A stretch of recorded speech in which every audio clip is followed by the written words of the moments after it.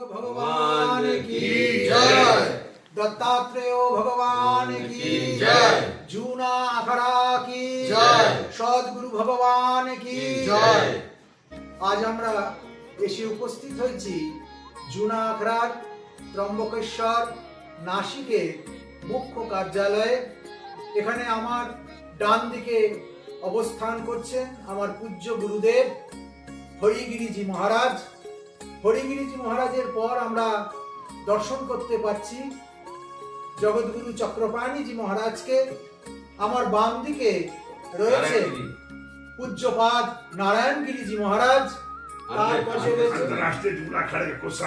উনি অন্তররাষ্ট্রীয় জুনা আখড়া কোষাধ্যক্ষ পদে রয়েছে।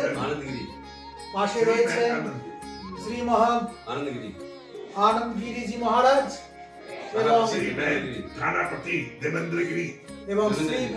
তার পাশে রয়েছেন শ্রী মহান থানাপতি দেবেন্দ্রগিরিজি মহারাজ।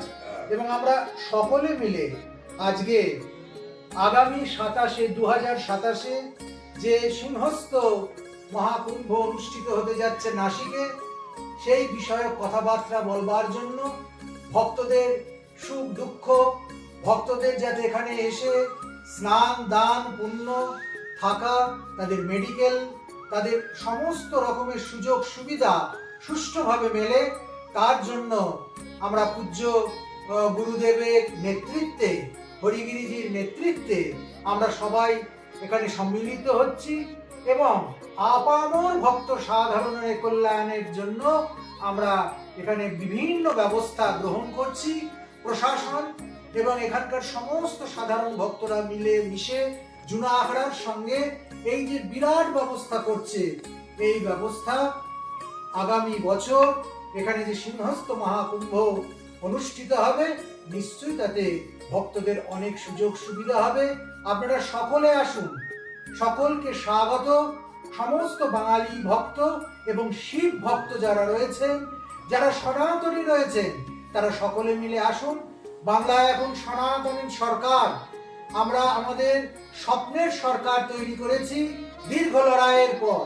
34 বছরের বাম শাসন, 15 বছরের নাস্তিক্য শাসন, তাকে গুঁড়িয়ে দিয়ে আমরা মান্যবর শুভেন্দু অধিকারীর নেতৃত্বে বাংলায় কায়েম করেছি সনাতনী সরকার।